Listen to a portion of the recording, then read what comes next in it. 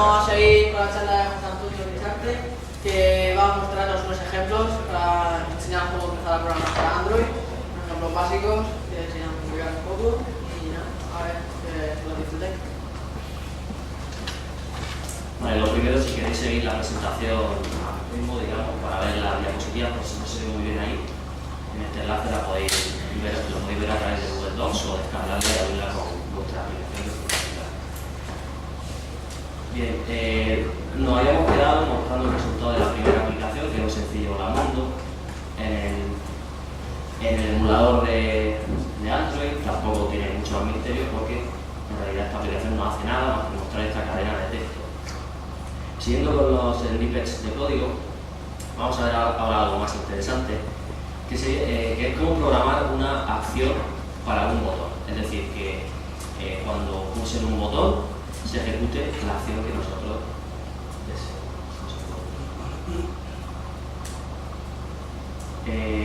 Evidentemente, los botones no tienen solo el evento de onClick, que es cuando se pulsa, sino que también tienen el evento onRelease, que es cuando se suelta y demás.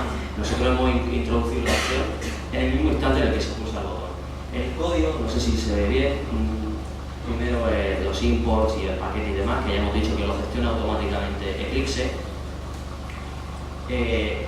La clase que sigue extendiendo sigue heredando de Activity. Hemos fijado como layout principal nuestro layout, que como ahora veréis es simplemente, es muy parecido al de antes, solo que ahora incluye un botón. Y ahora viene lo importante. Hay que hacer, no sé cómo se traduce en español, en lo que se llama inflate, que es, digamos que los objetos definidos en la interfaz gráfica que se puedan manipular desde el código. Para eso, con la clase botón, definimos el botón y utilizamos el método findViewById, que lo que hace es, como su propio nombre indica, pues recoger una vista. O sea, cada objeto gráfico es una vista. Pues lo que hace es recoger una vista por el ID que nosotros le especifiquemos.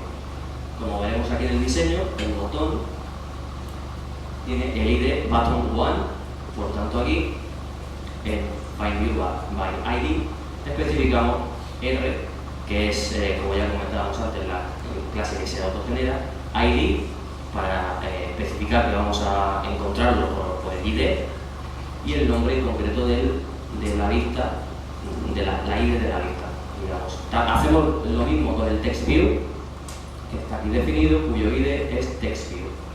Es decir, lo recogemos, digamos, para que podamos utilizarlo o manipularlo desde el código. Una vez lo tenemos todo, digamos, apuntamos desde el código, por así decirlo, hacia los elementos del layout, solamente nos queda establecer un onClick listener en el botón. Esto es un proceso, por así decirlo, que permanece a la escucha, como su propio nombre indica, de ahí listener, y que va a responder a diferentes eventos. Nosotros solo hemos especificado el evento onClickView, es decir, cuando se hace clic. Y le hemos dicho que cambie el color del TextView, que como veis es TV, setTextColor, que lo cambie a blanco y que cambie el fondo del TextView, de la etiqueta de texto, a negro. Y por último, cambiamos el propio texto del TextView a has pulsado el botón. Eso en cuanto al código. En cuanto al diseño, como veis, es la misma interfaz de antes, solo que hemos añadido debajo de la etiqueta de texto un botón, cuyas propiedades pues son el texto, es decir, la etiqueta que está encima del botón, su ID para luego manipularlo desde el código. Si ese elemento no va a ser manipulable desde el código, pues no es necesario que contenga un ID. Luego, las dimensiones, que en este caso le hemos dicho que se ajuste tanto el ancho como el alto a las dimensiones del botón, que vendrán evidentemente especificadas por la etiqueta que le pongamos al botón. Cuanto más largo sea el texto, lógicamente, más largo será el botón, y más alto, pues cuanto mayor sea el tamaño del texto. Y a su vez el tamaño del texto se lo hemos puesto en 14 píxeles. Recordamos, aunque ya en los sucesivos snippets no acudiremos a explicar esto porque no tiene mucho misterio, en strings hemos especificado una nueva string, es decir, una cadena de texto, cuyo nombre es button1 y que hace referencia al propio botón, cuyo valor es púlsame, es decir, ese va a ser el texto que va a aparecer encima del botón. El resultado pues sería este, que vamos a ejecutar en el emulador de Android. Lo que ya está instalado, pero bueno, vamos a ver cómo salir del Eclipse, pinchar sobre el proyecto, pulsáis al play, y si es la primera vez que lo hacéis, lo más probable es que os diga cómo queréis ejecutar ese paquete, si como una aplicación de Android o demás. Ahora no la ejecuta porque... Vale, porque ya está ejecutándola en el... No la he ejecutado porque ya está aquí ejecutándose. Vamos a hacer algún cambio, a ver. Ya está ejecutando un segundo.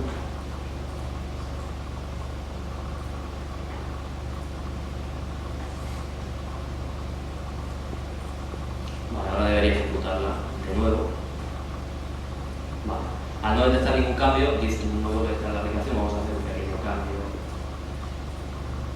O podríamos matar el proceso también desde la perspectiva de DNS, pero paso corregimos la cadena.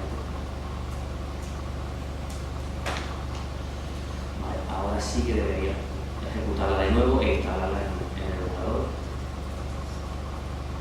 Vale, ahora sí que lo vamos a hacer, el emulador, salvo que tengáis un equipo muy potente, y yo creo que incluso así va bastante lento.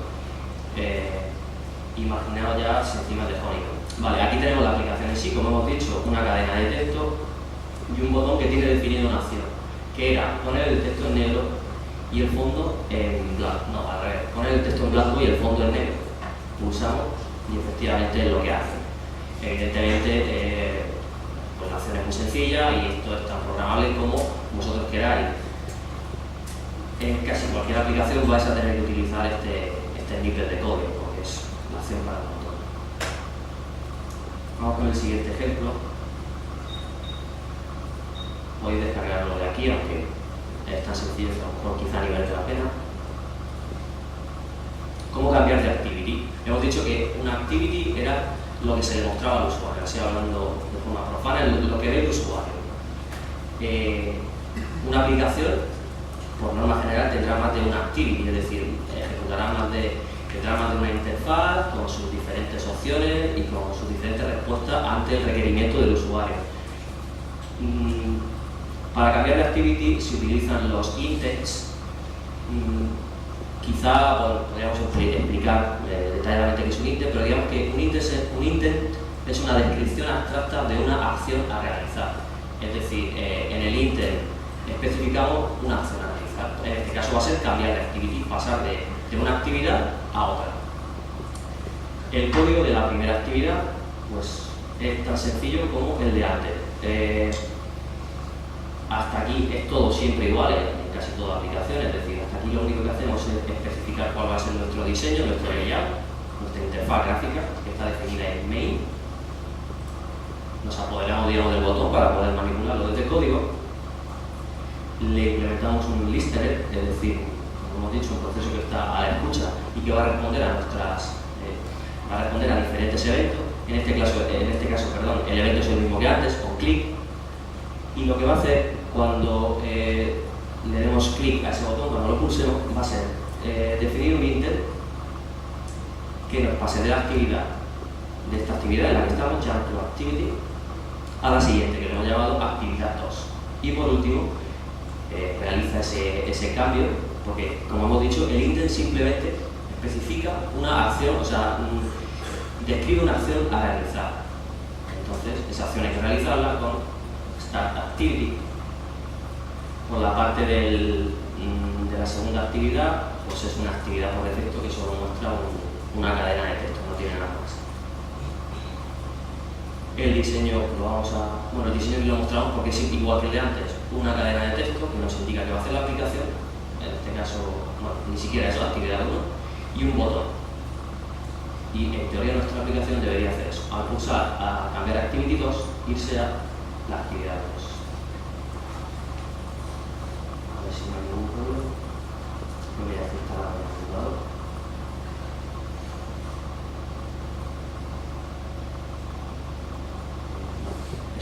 gráfico. Sí. Vale, no, efectivamente. Vale, pues en teoría, si todo va bien, es simplemente lo que hace, cambia de la activity 1 a la activity 1. También es algo que cualquier aplicación que se precie, por muy sencilla que sea, va a ser necesario cambiar de actividad porque una pantalla no nos da para hacer todo. El siguiente ejemplo, el siguiente código, bueno, podéis descargarlo igualmente en esta URL bit.ly/jump2a. El siguiente snippet de código va a mostrar algo un poco más interesante, que es una notificación flotante o toast notification. Una notificación flotante es una notificación, valga la redundancia, que se le muestra al usuario encima de cualquier interfaz gráfica que tenga y que por defecto se muestra abajo. La habréis visto en multitud de aplicaciones. No es la notificación de la barra de estado, es un mensaje emergente como un pop-up clásico de cualquier navegador o de sistema Windows, que aparece, se muestra durante un tiempo sin ningún botón, sin ningún control de acción y desaparece. El código, por la parte del código, hasta aquí es igual, es decir, definimos nuestro layout, nuestra interfaz gráfica, apuntamos desde el botón, desde código, al botón de la interfaz gráfica. Ahora introducimos un nuevo concepto que es el contexto. El contexto, pues, como su propio nombre indica, es eso, es el contexto donde se está ejecutando la aplicación. El contexto en el que estamos actualmente. Normalmente esta opción se puede quizá especificar estáticamente, lo habréis visto en Java que se pone this, pero para que la notificación se muestre, estemos donde estemos, es decir, sea el contexto que sea, este valor lo vamos a obtener mediante el método getApplicationContext, que va a devolvernos el contexto en el que nos encontremos, ya sea this, ya sea toastNotification.this, que sería donde estamos, el sitio principal de nuestra activity, toastNotification. La duración se puede especificar, creo que es en milisegundos, pero Android, la clase toast tiene un flag, esto se llama flag, que es un valor estático, length short, como imaginaréis por el nombre, estamos diciendo que la duración es corta. Existe length medium, creo, y length long.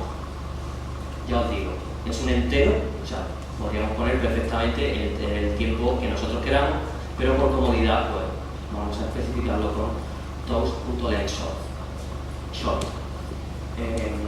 Ahora tenemos que armar el mensaje de notificación, que se hace definiendo un nuevo toast, makeText, le pasamos el contexto, es decir, dónde se va a mostrar esa notificación, que como hemos dicho, iba a ser en cualquier sitio, porque el contexto lo devuelve de forma dinámica. Luego el propio texto de la notificación flotante y por último la duración, que la obtuvimos aquí. Finalmente, es algo que ya habíamos visto antes, implementamos un listener para el botón y le decimos que cuando lo pulsen muestre la notificación con el método show. Y el resultado pues debería ser desde primero esta interfaz y al pulsarla este tipo de notificación. Vamos a ver si le ajustamos.